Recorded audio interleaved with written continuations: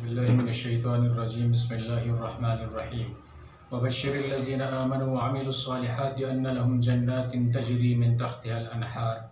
قرآن پاک کے اندر ایک ایسی آیت ہے جس کے اندر جنت کی نہروں کے نام ذکر ہیں۔ وہ کون سی آیت ہو سکتی ہے؟ آپ اپنے ذہن کے اندر سوچیں، جب ہم بعد کے اندر وہ آیت بتائیں گے تو آپ دیکھیں کہ آپ کا جواب درست تھا یا نہیں۔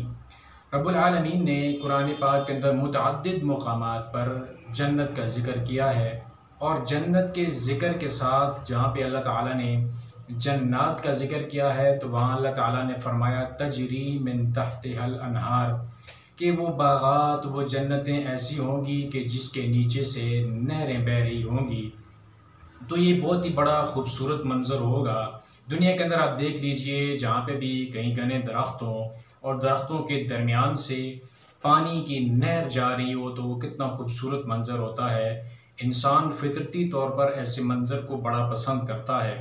تو جہاں پہ نیچے سے نہریں جا رہی ہوں اور اوپر باغات ہوں تو وہ منظر کیسا پیارا اور عجیب منظر ہوگا۔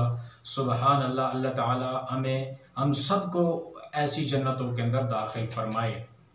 تو جنت کی نہروں کا ذکر اللہ تعالیٰ نے متعدد مقامات پر کیا ہے۔ تو وہ 4 قسم کی نہریں ہوں گی جو اللہ تعالیٰ نے قرآن پاک کے اندر سورہ محمد کے اندر آیت نمبر 15 کے اندر بیان کی ہیں۔ تو دیکھیے کہ جنت کی جو نہروں کا یہ جو ذکر ہے بڑے ہی پیارے انداز کے ساتھ اللہ تعالیٰ نے اس سورت کے اندر ذکر کیا ہے، اور جس سورت کے اندر ان نہروں کا ذکر ہے اس سورت کا نام میرے پیارے نبی جناب محمد صلی اللہ علیہ وسلم کے نام پہ سورہ محمد ہے۔ دیکھیے نام بھی پیارا اور اس کے اندر جو ذکر ہو رہا ہے وہ دونوں چیزوں کے اندر ایک عجیب طرح کی مطابقت پائی جاتی ہے کہ جس قدر نبی مکرم صلی اللہ علیہ وسلم کا نام میٹھا ہے اسی طرح میٹھے انداز کے ساتھ اللہ تعالیٰ نے جنت کی ان نہروں کا ذکر کیا ہے۔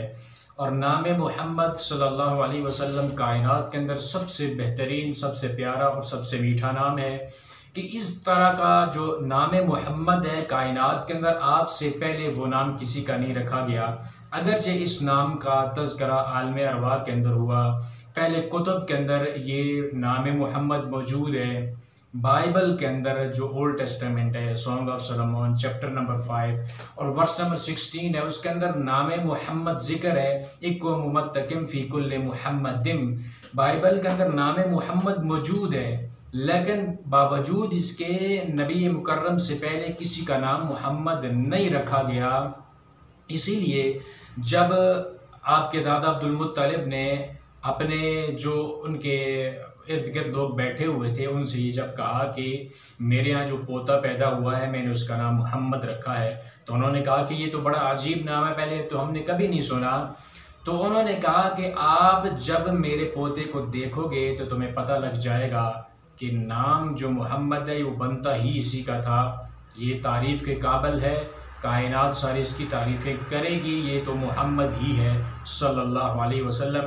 جب انہوں نے دیکھا تو کہا کہ واقعی یہ نام صرف اسی کو ہی سوٹ کرتا ہے، کائنات کے اندر کسی اور کے لیے یہ نام بنتا ہی نہیں تھا،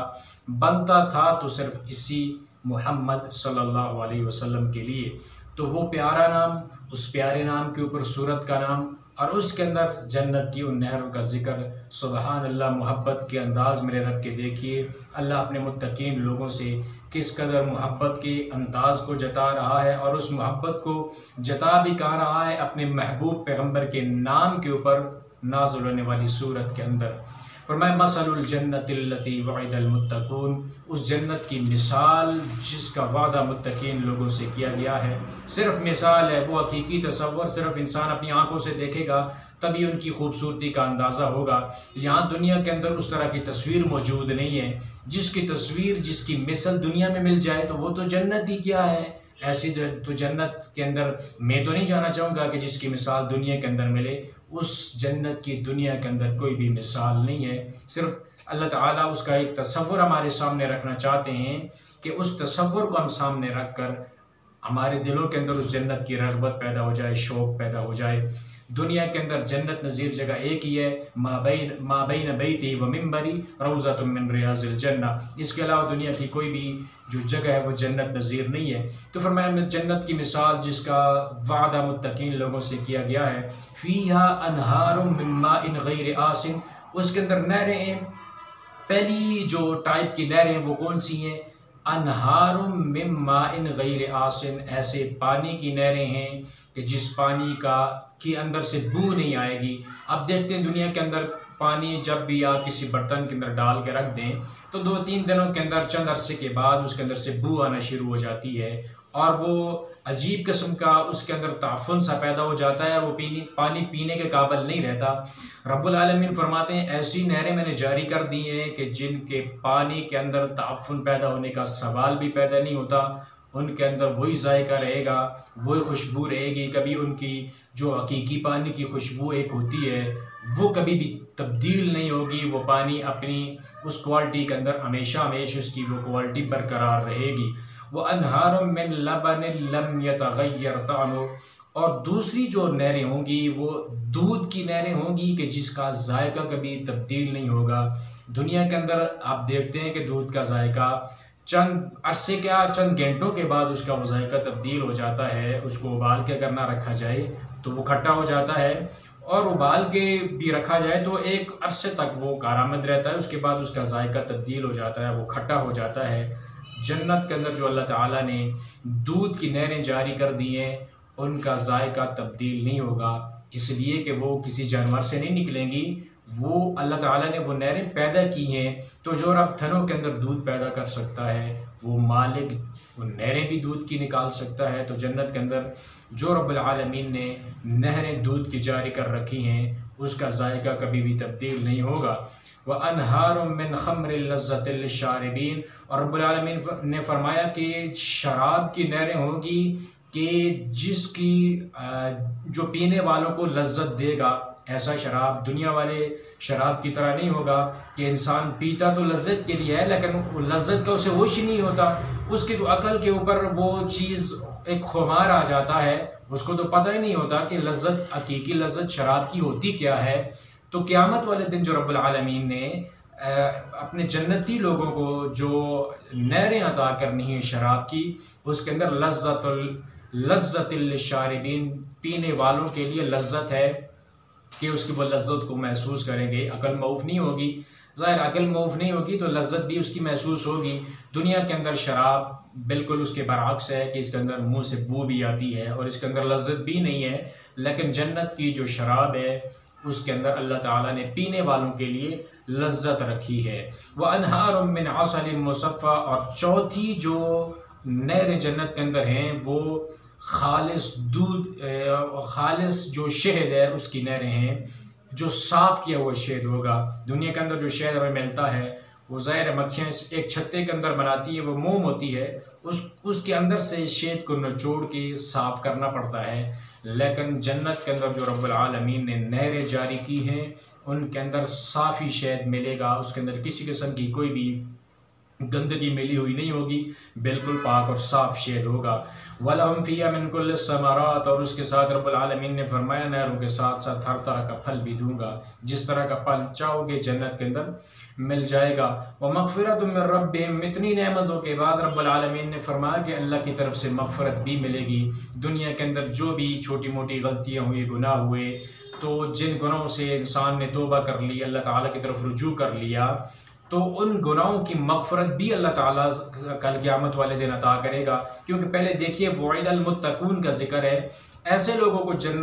جنتوں کا جو وعدہ کیا جا رہا ہے جو اللہ سے ڈرتے ہیں، گناہوں سے بچتے ہیں اور نیکیاں کرتے ہیں۔ تو ظاہر جو گناہوں سے بچتے ہیں تو وہ اگر گناہ ہو جائے تو توبہ بھی کرتے ہیں تاکہ اس گناہ کا جو اثر ہے وہ زائل ہو جائے اور اللہ تعالیٰ اس گناہ کو نیکی میں تبدیل کر دے۔ تو یہی وہ لوگ ہیں کہ اللہ تعالیٰ ان کو مغفرت بھی عطا کرے گا۔ کمن ہوا خالد فی النار وسقوا ماء حمیما فقطع امعاءهم، اللہ فرماتے ہیں کہ یہ پہلا منظر جو میں نے آپ کے سامنے پیش کیا ہے، کیا یہ اس منظر کی طرح ہوگا کہ جو انسان جہنم کے اندر ہمیشہ رہے گا، ایک طرف بھڑکتی ہوئی آگ ہے اور اس کے اندر جو پانی اس کو دیا جائے گا وہ پانی کھولتا ہوا گرم پانی ہوگا کہ جب اندر جائے گا تو اندریوں کو پگھلا کے جسم سے باہر نکال دے گا۔ ایک طرف منظر ہے کہ ٹھنڈے سائے ہیں، لمبے لمبے گھنے درخت ہیں اور اس کے ساتھ پھل ہیں، اندر ان کے نیچے سے نہریں جا رہی ہیں، اللہ کی مغفرت بھی ہے، اللہ کی رضا بھی ہے اور رب العالمین کا دیدار بھی ہے اور ہر طرح کی نعمتیں اس جنت کے اندر موجود ہیں۔ اور دوسری طرف وہ منظر ہے کہ جہاں پہ اللہ کا عذاب ہے، آگ ہے اور اس کے اندر جہنمیوں کے جسم سے نکلنے والا خون اور پیپ اس کا گرم کھولتا ہوا پانی مکس کر کے دیا جائے گا، اور پھر طرح طرح کے اس جہنم کے اندر عذاب ہیں۔ تو کیا یہ دونوں منظر ایک طرح کے ہو سکتے ہیں؟ نہ، رب العالمین نے دونوں منظر ہمارے سامنے رکھ دیے کہ اب چاہے بندے ان میں سے جو بھی منظر تجھے اچھا لگے تو اسی کی دنیا کے اندر تو تیاری کر لے۔ جو چاہتا ہے کہ جنت کے وہ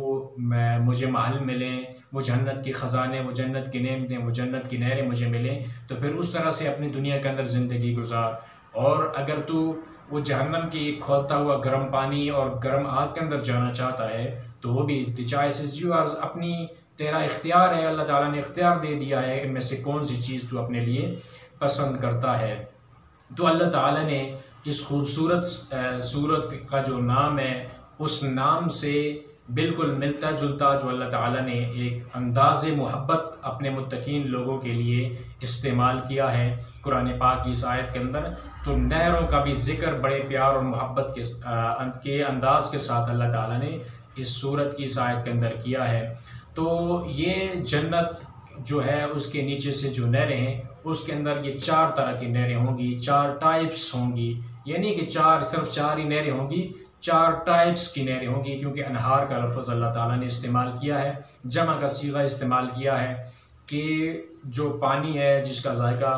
یا بو چینج نہیں ہوگی اس کی نہریں ہیں۔ پھر دودھ کی نہروں کا ذکر ہے، شراب کی نہروں کا ذکر ہے اور خالص صافی شہد کی نہروں کا ذکر ہے۔ 4 طرح کی نہریں یہ جنت کے اندر اللہ تعالیٰ نے اپنے بندوں کے لیے، متقین لوگوں کے لیے چڑھا کے رکھی ہیں۔ تو اللہ تعالیٰ ہمیں بھی ایسی جنت کے اندر، ہمارے نصیبے کے اندر اللہ تعالیٰ لکھ دے، ہمارے گناہوں غلطیوں کو معاف کر کے اللہ اپنی رحمت سے ہمیں بھی ایسی نہروں کے اندر، ایسی جنتوں کے اندر اللہ تعالیٰ داخل کر دے جہاں ہر طرح کی نعمت بھی موجود ہے، پھل بھی موجود ہیں، اللہ کی رضا مغفرت بھی موجود ہے اور اللہ تعالیٰ کا دیدار خاص کر کے جو سب سے بڑی نعمت ہے وہ بھی اسی جنت کے اندر ملے گا۔ تو اللہ تعالیٰ ہمیں بھی ان لوگوں کے اندر شامل فرمائے اور اس قرآن کو ہمارے دل کی بہار بنا دے۔ وآخر دعوانا ان الحمد للہ رب العالمین۔